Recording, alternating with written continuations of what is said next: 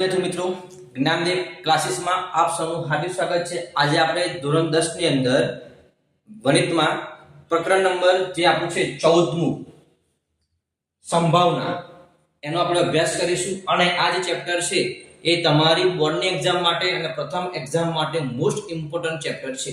બોર્ડની એક્ઝામમાં આ ચેપ્ટર છે તો 14 ગુણનું ચેપ્ટર છે। કેટલા ગુણનું? 14। જનરલ વિકલ્પ સાથે અને વિભાગ ડી માં આ ચેપ્ટરના બે પ્રશ્નો હશે। કેટલા પ્રશ્નો હશે? તો કે બે પ્રશ્નો હશે। તો આપણે જોઈએ કે સંભાવના, તો સંભાવના કોને કહેવાય? સંભાવનાનો મતલબ શું?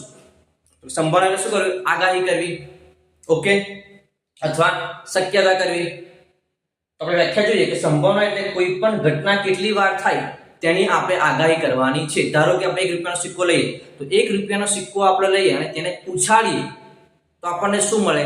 તો આપણી પાસે બે શક્યતા થાય, કાં તો એક છાપ મળે કાં તો એક કાંટો મળે, ઓકે।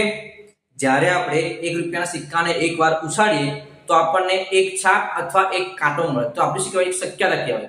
બીજો આપણે પાસો લઈએ એટલે કે લૂડો, પાસામાં અંક કેટલા હોય? તો કે 6 અંક હોય, ઓકે। હવે 6 અંકમાં આપણે શક્યતા કરવાની છે, જ્યારે આપણે પાસાને ઉછાળીએ તો પાસામાં 6 અંક આવે, 5 અંક આવે, 3 અંક આવે, 4 અંક આવે, તો આપણે શક્યતા કરવાની છે।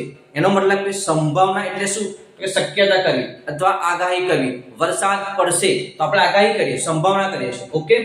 સૂત્ર છે સંભાવના કે P of A એટલે કે પ્રોબેબિલિટી। સંભાવનાનો જે પહેલો અક્ષર છે એ કયો છે? P એટલે કે પ્રોબેબિલિટી। એટલે P of A કે ઘટના, કોઈ પણ ઘટના આપણને આપેલી હશે, ઘટના A ઉદ્ભવે તે માટેના પ્રયત્નની સંખ્યા, કેટલા આપણે પ્રયત્ન કરીએ છે। ધારો કે 1 રૂપિયાનો સિક્કો આપણે ઉછાળીએ તો આપણને છાપ કેટલી વાર મળે? એક વાર, તો આપણે શું કહેવાય? કે પ્રયત્નની સંખ્યા અને છેદમાં કુલ પ્રયત્નની સંખ્યા। તો સિક્કાને ઉછાળીએ તો આપણને શું મળે? તો એક છાપ મળે અથવા એક કાંટો, ઓકે। તો સૂત્ર છે કે P of A બરાબર ઘટના A ઉદ્ભવે તે માટેના પ્રયત્નની સંખ્યા છેદમાં કુલ પ્રયત્નની સંખ્યા। અને સંભાવનાનો સૌપ્રથમ ખ્યાલ એટલે કે વ્યાખ્યા કોણે આપી હતી? તો કે સિમોન લાપ્લાસે આપી હતી। અને આ જે પ્રશ્ન છે એ તમારી એકમ કસોટીમાં પૂછાયો હતો કે સંભાવનાનો સૌપ્રથમ ખ્યાલ કોણે આપ્યો? તો કોણે આપ્યો? તો કે સિમોન લાપ્લાસે આપ્યો હતો, ઓકે। જોઈએ આપણે ફરીથી કે સંભાવના એટલે શું કહેવાય? કે શક્યતા કરવી, આગાહી કરવી। સૂત્ર હતું કે P of A = ઘટના A ઉદ્ભવે તે માટેના પ્રયત્નની સંખ્યા છેદમાં કુલ પ્રયત્નની સંખ્યા। અને સંભાવનાનો સૌપ્રથમ ખ્યાલ કોણે આપ્યો હતો? તો કે સિમોન લાપ્લાસે આપ્યો હતો। ઉદાહરણ છે, આપણે ઉદાહરણ જોઈએ કે એક થેલીમાં 6 લાલ અને 4 કાળા દડા છે, ઓકે। એક દડો યાદચ્છિક રીતે પસંદ કરવામાં આવે તો તે દડો લાલ હોય તેની સંભાવના કેટલી છે?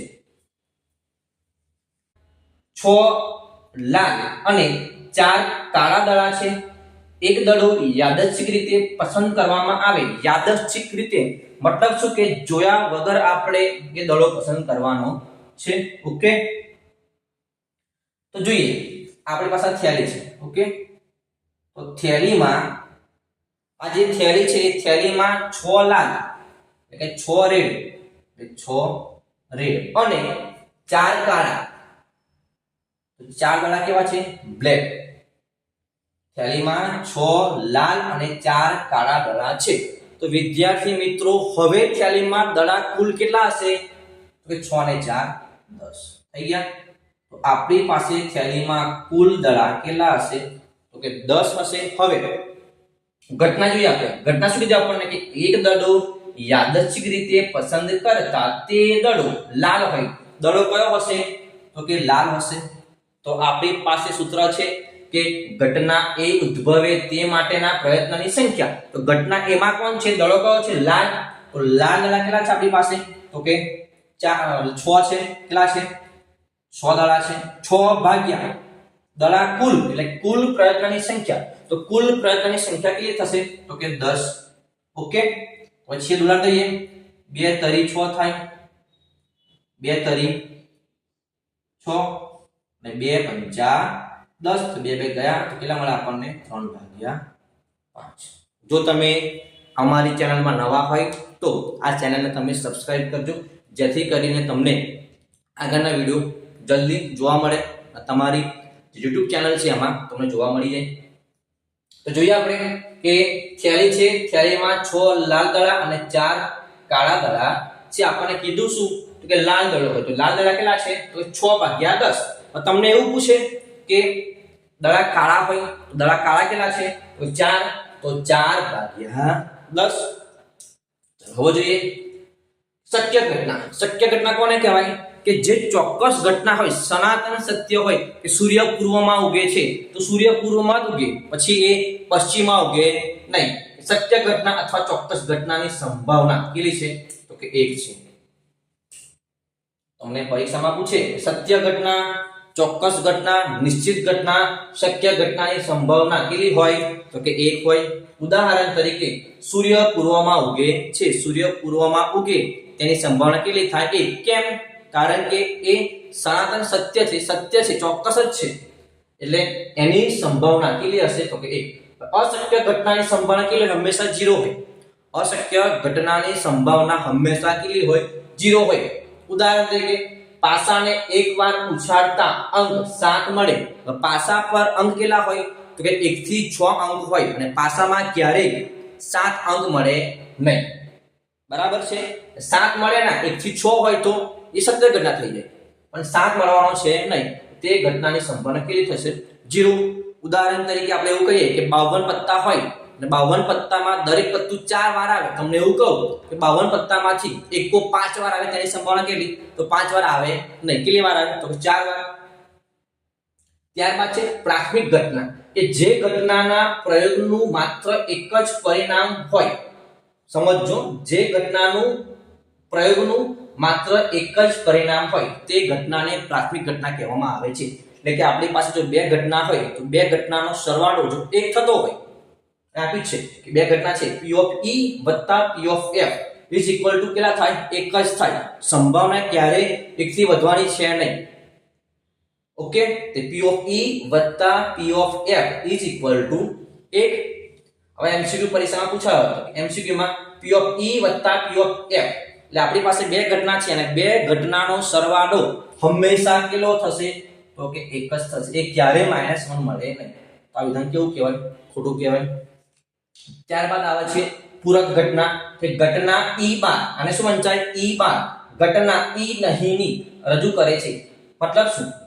તમને કહેવામાં આવે કે આજે વરસાદ પડે છે તો તમે તરત જ કહેશો કે સર આજે વરસાદ પડતો નથી, એટલે એનું ઓપોઝિટ હોય.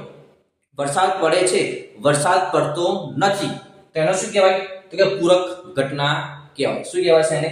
પૂરક ઘટના કહેવાશે. તેનું શું કહેવાય? પૂરક ઘટના. તેને ઘટના એનું શું કહેવાય? પૂરક ઘટના. અને પૂરક ઘટનાની સંભાવનાનો સરવાળો પણ કેટલો થાય તો કે 1 જ થાય. ઓકે, શું થાય? 1 જ. એટલે કે P of E વત્તા P of E bar is equal to કેટલા થશે? 1. ત્યારબાદ સંભાવના ક્યારેય ઋણ ન હોય. સંભાવના કદાપી ક્યારેય પણ એ ઋણ હોય ના, એટલે કે માઇનસમાં હોય નહીં. તમને એવું કહો કે સંભાવના વરસાદ પડવાની સંભાવના -1 છે, ના, એવું કેવું કહેવાય? ખોટું કહેવાય. સંભાવના ક્યારેય માઇનસમાં હોય નહીં. ટકામાં હોય પણ માઇનસમાં હોય નહીં.